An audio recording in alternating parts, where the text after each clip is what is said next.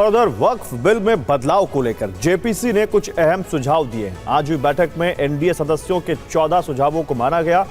विपक्ष ने आरोप लगाया है कि उनके हर प्रस्ताव को नकार दिया गया। वक्फ बोर्ड पर गठित जेपीसी की बैठक में 44 संशोधनों पर आखिरी चर्चा हुई। आरोप है कि सुझाव लेते समय विपक्ष की नहीं सुनी।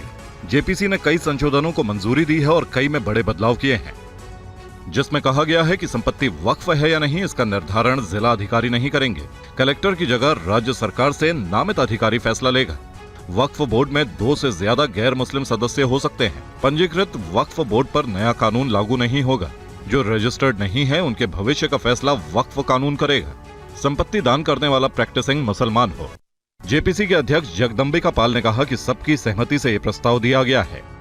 उस 44 संशोधन पे आप इस पे सहमत हैं या इस पे असहमत हैं, तो सभी सदस्यों के द्वारा चाहे किसी पक्ष के हों, उन लोगों ने अपने संशोधन दिए थे और आज इसमें जो हमारे कुछ सांसदों के द्वारा दिए गए थे उसमें 14 क्लाजेज पे या 14 संशोधनों में संशोधन स्वीकार हुआ है। कांग्रेस सांसद और जेपीसी सदस्य इमरान मसूद ने कहा कि 90% वक्फ संपत्ति पंजीकृत नहीं है।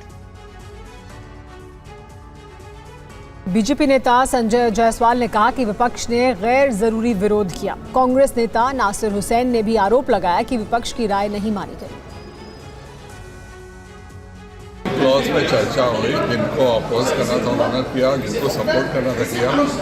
दिक्कत और दुख की बात यह है, जिन क्लॉज को मूव करना इस बिल के सुधार के लिए बहुत ही आवश्यक था, उन पर भी विरोध किया गया। जब यह टेबल होगा तो आप खुद आश्चर्य कर जाएंगे कि विरोधी दलों ने किस तरह के अमेंडमेंट्स का विरोध किया। हम लोगों ने अमेंडमेंट्स मूव किए थे, उन अमेंडमेंट्स के ऊपर बिना डिस्कशन, बिना मूव करने दिए टाइम दिए गए, बिना एक्सप्लेनेशन के, एक गिलिजेंट की तरह जो है सीधा अमेंडमेंट को उन्होंने वोटिंग को पुट अप किया और उन्होंने डिफीट किया। सबसे बड़ी बात यह है कि सारे स्टेक होल्डर्स की मीटिंग होने के बाद क्लॉज टू क्लॉज डिस्कशन होना चाहिए। क्लॉज टू क्लॉज डिस्कशन नहीं हुआ है। डेमोक्रेटिक प्रोसेस को सबवर्ट किया गया है और सारे प्रोसीजर्स इसमें जो इन्वॉल्व थे उसको बाईपास किया गया है। और chairman under the pressure of the government वो जिस तरह से बिल आया उसमें माइनर चेंजेस करके उसको ही आगे करने का काम कर रहे हैं।